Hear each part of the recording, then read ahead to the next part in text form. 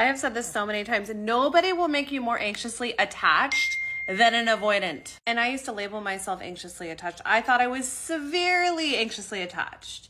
Turns out I was just with an avoidant / narcissistic dude who was emotionally unavailable. He was not ready to be in a relationship, not ready to rise to the level of being in a mature, emotionally healthy relationship. And instead of telling me that, he strung me along and led me along. And me wanting to see the best in people, almost to a fault, I tolerated and excused really bad behavior, and I didn't see the signs and the red flags that he was whining, unable to be faithful, unable to emotionally connect with me, and instead would turn it all on me, the problems that we were having in the relationship because of the aforementioned status that he had. He would turn it on me and make me feel like I was the problem. I was too much. I was too emotional. I was too anxiously attached. And when I would call him out on his behavior, he would often cite the excuse that A, I was too much, and then B, he started to say, I'm avoidant. And where did he get the terminology of him being avoidant? I gifted that to him on a silver platter with a bow tied on top,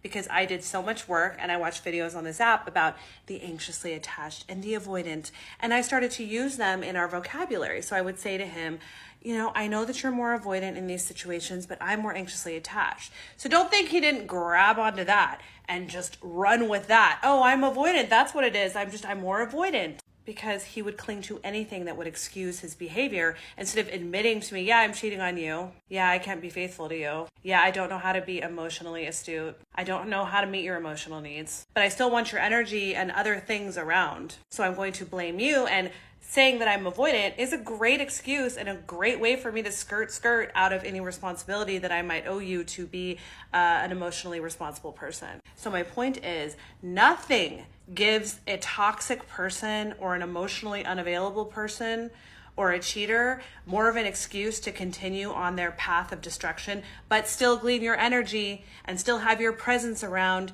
and still have all the things that you give to them, than labeling themselves an avoidant.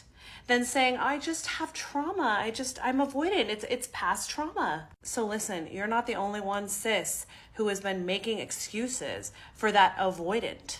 And in also feeling like you're extremely anxiously attached. Because when somebody who you presume to love you, who you are giving your mind, body, and soul, you are being totally vulnerable to, stonewalls, employs the silent treatment, doesn't communicate, has shady red flag behavior, denies, deflects, and defends when you try to call them out on said behavior, and does all of the narcissistic playbook while in the relationship, of course you're going to be anxiously attached. Who wouldn't be an anxious wreck continuously dealing with that kind of abusive treatment?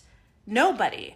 Everyone is going to be anxiously attached. So if you're so quick to label yourself anxiously attached, I beg of you, learn about narcissistic qualities, learn about abuse, learn about toxic men's playbooks, and then really determine if you are in fact anxiously attached or you're just with somebody who is employing these things over and over again so that they can glean the benefits of having you in their life without having to own up to the mistreatment, without having to heal, without having to be a better person.